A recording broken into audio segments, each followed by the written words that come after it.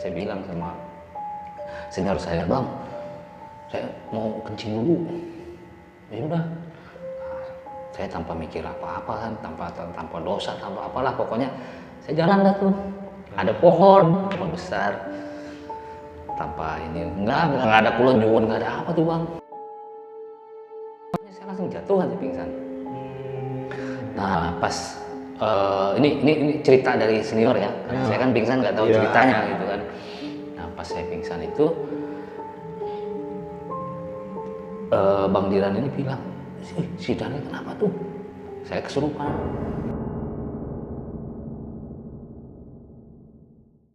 Assalamualaikum warahmatullahi wabarakatuh. Balik lagi bersama gua Bang Dul.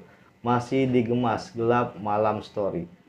Pada kisah kali ini, gua telah kedatangan salah satu narasumber yang akan bercerita tentang kejadian horornya, kisah pendakian di Gunung Slamet. Tanpa berlama-lama, yuk kita berkenalan dengannya. Assalamualaikum Bang. Waalaikumsalam warahmatullahi wabarakatuh. Kalau boleh tahu siapa namanya nih Bang? Kalau di umum apa Jinggo? Abah Jinggo. Kalau nama asli Daniel. Daniel. Ini alamat di mana Bang? Kalau boleh tahu Di alamatnya. Tangsel, di Tangsel. Tangerang Selatan. Tangerang Selatan. Pokoknya. Ini kisah yang mau dibawain tentang apa Bang? Jadi tentang waktu saya pertama kali jadi anak pencinta alam. Oh, pendakian. Pendakian di Gunung Slamet lah. Pendakian Gunung Slamet. betul. Oke, skip dulu Bang ya. Nanti kita lanjut lagi. Oke, terima kasih untuk kalian yang sudah subscribe channel ini. Ucapkan terima kasih. Semoga kalian selalu diberikan kesehatan, rezeki yang berlimpah oleh Allah Subhanahu wa taala. Untuk kalian yang belum subscribe, yuk subscribe channel ini dengan cara subscribe, like, komen, dan share.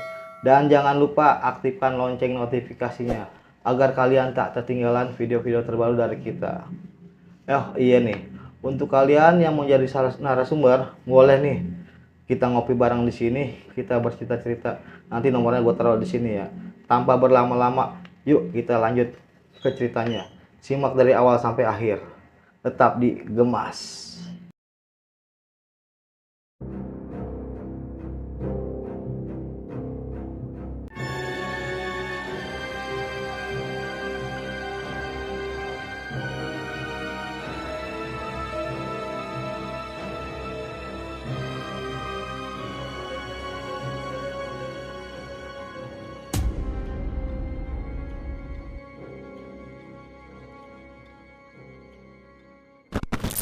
Boleh nih Bang diceritain Bang kronologinya Bang dari awal sampai akhir nih Bang.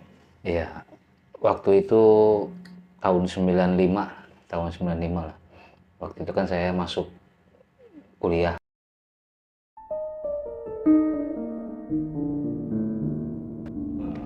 Ya di daerah Pondok Labu lah. Kebetulan di sana itu ada beberapa unit kegiatan mahasiswa kan. Salah satunya yaitu pencinta alam itu. Dari sekian banyak saya jatuhin pilihan ke pencinta alam. Udah akhirnya setelah kuliah perdana, setelah inaugurasi semuanya, saya daftar lah tuh di pencinta alam. Kebetulan pencinta alam itu khusus untuk anak teknik kan. Nah kebetulan setelah daftar terus ada pendidikan dasar pencinta alam lah, PDPL kan. Nah, itu setelah PDPL itu ke Gunung Gede. Di Gunung Gede mah pengambilan selayar nggak ada kejadian lah. Aman-aman aja. Aman-aman aja lah itu. Tapi sempat naik ke Gunung Gede. Ngambil selayarnya di atas. Oh siap. Nah, udah selang berapa bulan itu ada pendakian dari anak-anak 91, anak angkatan 91. Nih kita mau ke Gunung Slamet, siapa yang mau ikut? Gitu. Kebetulan sebelum itu pengumuman ada, emang saya ini deket sama cewek. Oh gitu. Nah, kebetulan ada ada historinya nih Bang. Siap. Jadi awal sebabnya saya kesurupan itu pasti awalnya dari sini gitu. Kebetulan di angkatan saya ini tahun 95 satu-satunya cewek ya dia, gitu, si Ranti namanya. Nah, itu udah deket lah sama saya, terus entah bagaimana agak menjauh lah. Istilah kalau kata orang bilang putus gitu. Nah setelah itu karena pengumuman itu akhirnya saya daftar tuh, saya bilang oke deh ikutlah.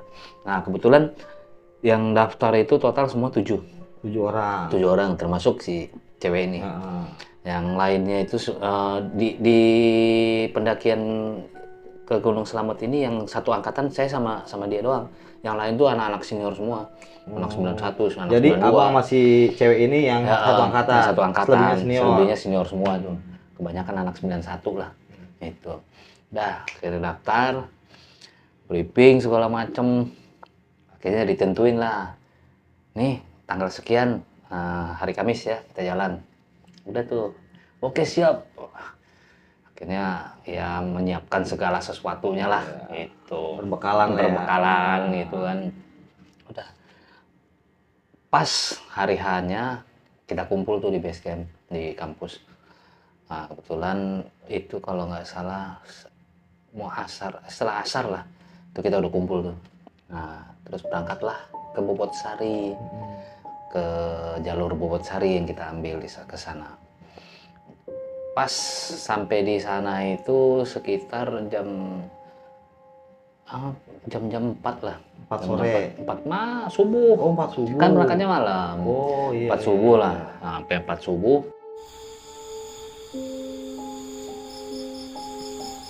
Nah, kebetulan dari terminal itu ke tempat pendaftaran buat pendakian itu lumayan jauh kan, lumayan jauh.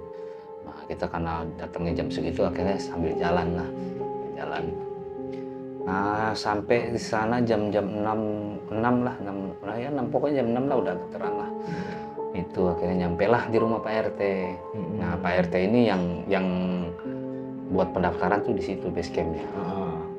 Udah daftar, kita istirahat, dah sambil ya pokoknya ngobrol lah gitu kan, nggak ada peristiwa apa-apa lah pokoknya.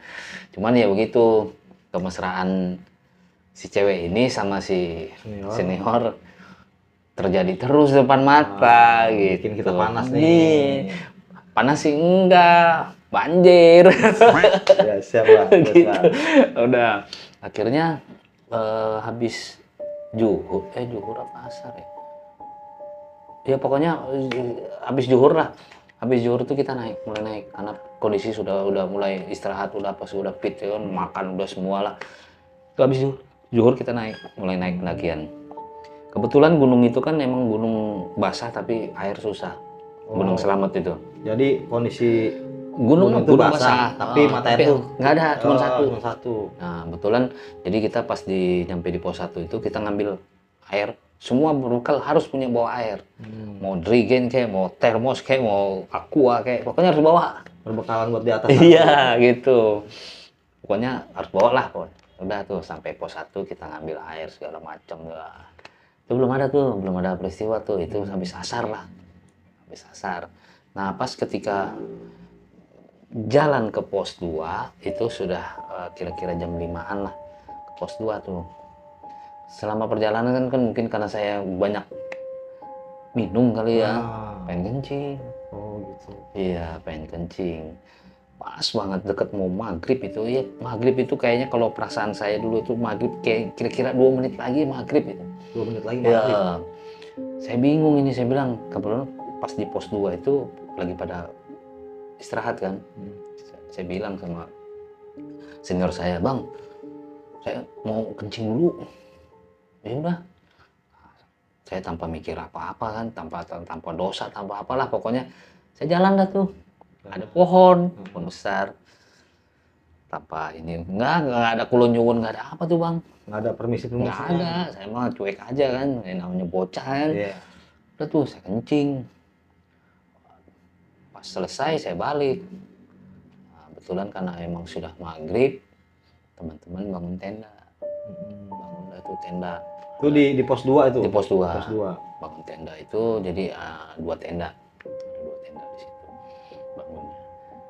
Pas tenda itu jadi, saya masuk ke tenda, taruh barang, pingsan saya. Langsung pingsan gitu aja? Pingsan itu saya, Bang. Oh, jadi langsung... entah kenapa pokoknya saya langsung jatuh aja pingsan. Nah, pas ini cerita dari senior ya, karena saya kan pingsan nggak tahu Iya. ceritanya gitu kan. Nah pas saya pingsan itu Bang Diran ini bilang, si Daniel kenapa tuh? Saya kesurupan. Saya sampai merinding. Jadi setelah kesurupan nggak lama kemudian langsung kesurupan. Iya gitu. Jadi pas saya jatuh pingsan itu kesurupan saya. Oh. Nah ini cerita dari senior ya. Terus saya kesurupan, saya merong-rong gitu, berontak sana sini. Wah, pokoknya yang jelas udah merinding saya. Yang jelas apa ya? Situasi saat itu benar-benar karena di gunung jauh dari pendudukan. Iya betul. Angkernya kan, waduh merinding saya dengar demi Allah. Merinding saya nih teman-teman. Jadi Salam bang. iya merinding. Jadi itu frame, aduh ya Allah, framenya tenda Hah? bengkok bang. Yang tulang itu. Iya tulangnya, iya tulangnya tuh. Jadi ada katanya hampir sejam saya itu. Kesurupan tuh. Iya, berontak sana semua. Nah kebetulan si Bang Diran ini kebetulan ya senior saya 91 ya. Kebetulan kayak rada punya lah gitu. Beliaulah yang berusaha netralin saya itu. Wah, pokoknya kalau dari cerita mah udah gawat lah itu.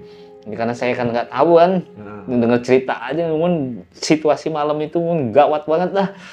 Mencekam lah pokoknya. Iya mencekam banget. Akhirnya hampir sejam itu saya sadar.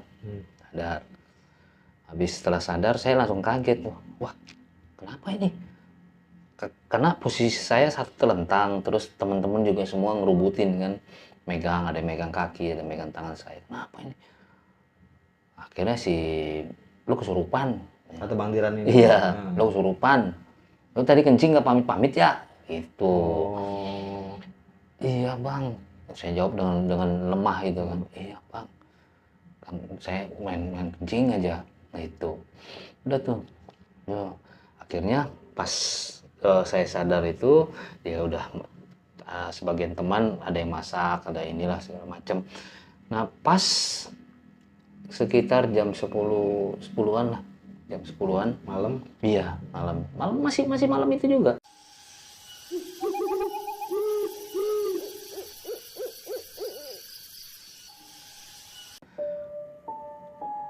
Makanan sudah siap semua, masuk lagi bang saya. Kesurupan yang kedua. Suruhan yang kedua tuh bang, saya bilang, aduh, ya teman-teman sih langsung, kalau ini dari ceritanya ya bang ya, teman-teman tuh langsung meninggalin tuh makanan, saya dipegang, wah, Karena ada perlawanan. iya, berontak lagi saya. Wah. Akhirnya si Bang Diran bilang begini, coba berapa kali dianuin, akhirnya saya kan sadar tuh, langsung dia bilang, nih lu mendingan sono siram dulu dah, siram minta maaf itu. Oh, Nah, jadi pas sadar keduanya itu si makhluknya ini nggak terima. iya Lu kencing di situ tanpa permisi, tinggal gitu aja. iya. Akhirnya pas dibilang begitu, iya udah bang, anterin Bang Hari, saya sama Bang Hari kan minta antar, saya siram, saya minta maaf, udah balik lagi ke tenda. Udah berapa lama, akhirnya ya istilahnya menghibur dengan canda tawa lah dari senior kan. Biar nggak Iya, mencekam lah situasi ya. jadi biar buyar gitu kan. Terus saya bisa makan, ya alhamdulillah gitu.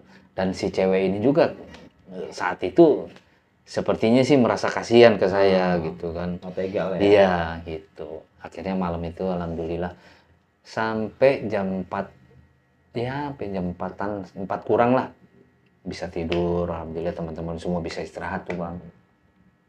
Nah kebetulan kan kita mau ngejar matahari terbit. Iya, ke atas tuh rencana. Nah ini Bang Diran nanya, gimana kondisi lu? Fit nggak nih? Siap nggak nih lo ke atas? Oke, siap. Nah, udah, akhirnya udah siap, bebenah semua.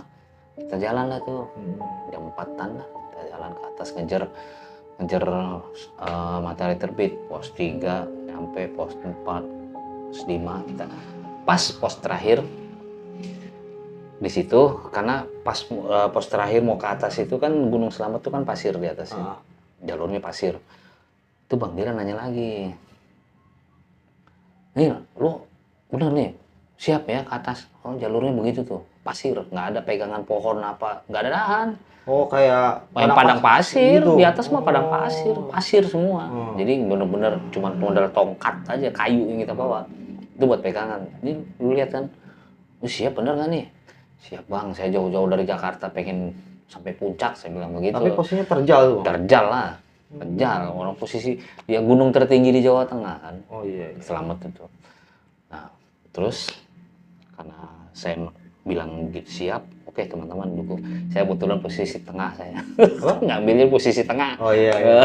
Nggak mau depan, nggak mau belakang. Nggak mau depan, nggak mau belakang. Nyari aman, Nyari aman gitu. Udah tuh. Akhirnya kita teruskan tuh naik ke atas. Alhamdulillah saya berhasil sampai ke atas. Sampai puncak. Iya, sampai puncak. Dan di puncak di Slamet itu ada baling pesawat satu di atas. Nah, kebetulan sampai di atas itu sekitar jam-jam setengah 7, jam 7-an lah. Nah, kita di atas sampai jam 9, ya 9 hampir jam 10 lah. Karena emang angin kencang kan, angin kencang, jadi situasi itu takut hujan lah, takut badai. Yang dingerikan itu kan badai. Akhirnya kita turun tuh, jam 10 lah turun. Merangkak lagi, sampai pos 5, pos 4, ya dengan canda tawanya lah, dengan kemesraan itu cewek, ya kan selalu terdengar di kuping saya gitu kan. Udah tuh, sampai pos 2. Itu selama dari pos 5 ke pos 2 ini nggak ada keganjilan apa-apa? Nggak ada, normal semua. Aman-aman aja itu normal, nggak ada sama sekali, pokoknya kayak nggak terjadi lah gitu. Sampai pos 2, tempat awal pertama kali saya kesurupan. Di situ teman-teman bilang, ini kita nggak usah lama-lama di sini, kalau bisa sebentar kita cabut. Udah, langsung cabut. Sampai pos 1, nggak lama itu nyampe di tempat Pak RT sekitar jam berapa ya, jam habis maghrib lah kita nyampe. Habis maghrib, berarti jam setengah 7-an lah. Iya, sampailah tuh ke tempat Pak RT-nya. Sampai sana kebetulan ketua rombongan nih cerita, Pak RT begini. Waduh, kata Pak RT, gawat ini mah, kata dia. Gawat katanya. Iya, gawat ini mah, ini gak bisa dianggap sepele, kata dia. Yang mana anaknya itu? Saya dipanggil kan.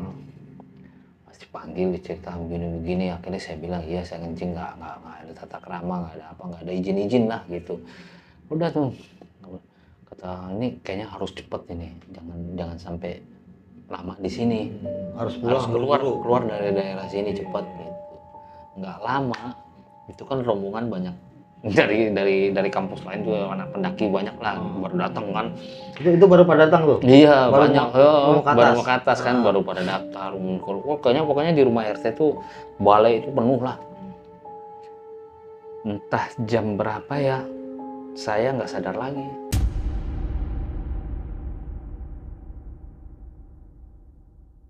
Pingsan lagi? Oh, nggak sadar lagi. Iya pingsan lah. Iya, nggak sadar lagi tuh. Kesurupan lagi. Di rumah PRT itu? Iya. Itu semua pada ya kaget lah. Wah, kenapa ini ceritain. Oh, kesurupan. Kebetulan yang masuk maung saya. Macan. Dia masuk maung. Kayaknya Pak RT obatin, megang, saya dikasih minum, alhamdulillah sadar.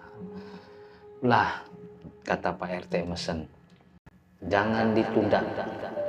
Oh, langsung bergegas? Iya, sekarang bergegas tinggalkan tempat ini. Karena makhluk itu nggak senang. Iya. Karena rombongan ya gara-gara lu nih. Iya, yang diincer saya. Itu kalau teman-teman mah nyantai aja mau pulang kapan, yang diincer saya. Udah buru-buru. Aduh, ini cepat pulang. Udah, akhirnya teman-teman nggak mau ngambil resiko kan. Karena kita udah dianggap ya sama senior kan, saudara kan. Udah tuh akhirnya pulang. Jalan tuh Bang. Sampai ke tempat mobil terakhir itu jalan. Berapa kilo tuh Bang? Ya, hampir 4 kilo. Dari rumah PT ke mobil itu? Jalan tuh saya dipegang sama Bang Ari, sama cewek itu. Pegang. Waduh.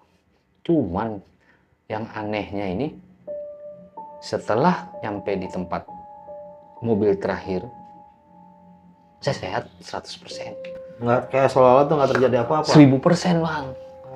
Sehat itu saya bilang. Wah, bener-bener nggak ada kejadian apa-apa. Saya udah fit banget ini saya bilang. Berarti kalau masih di zona dia masih ada masih efeknya. ada efek itu saya dia emang diincer, Iya. emang diincer tuh. Akhirnya saya udah merasa wah kayaknya fit lagi nih. Udah tuh malam tuh akhirnya pulang kan. Kita tetap langsung pulang ke Jakarta. Terus besoknya kita istirahat 2 hari lah. Kita kumpul lagi tuh di base camp di kampus. Wah cerita evaluasi begini. Akhirnya ya ini jadi bahan pelajaran saya. Iya. Tata krama dimanapun harus. Karena yang tidak nampak itu lebih banyak. Betul. Itu jadi bahan pelajaran saya. Karena kebodohan kita, akhirnya kita juga yang celaka ya kan. Itu, iya bener. Jadi pas setelah itu setiap naik gunung, setelah kejadian itu naik gunung Gunung Sudoro Sumbing, terus Cermai, terus yang justru yang deket ini saya belum salak. Itu saya nggak pernah kejadian apa-apa. Karena kita udah tahu ada udah nih ya kan. Itu jadi ya istilahnya ini pembelajaran lah buat saya, buat juga teman-teman semua. Ketika kita berada di suatu tempat apapun jaga tata krama. Itu seperti itu bang. Saya sampai merinding 2 kali. Oke nih, pemirsa, mungkin itu aja cerita yang bisa disampaikan oleh Bang Daniel nih ya. Iya.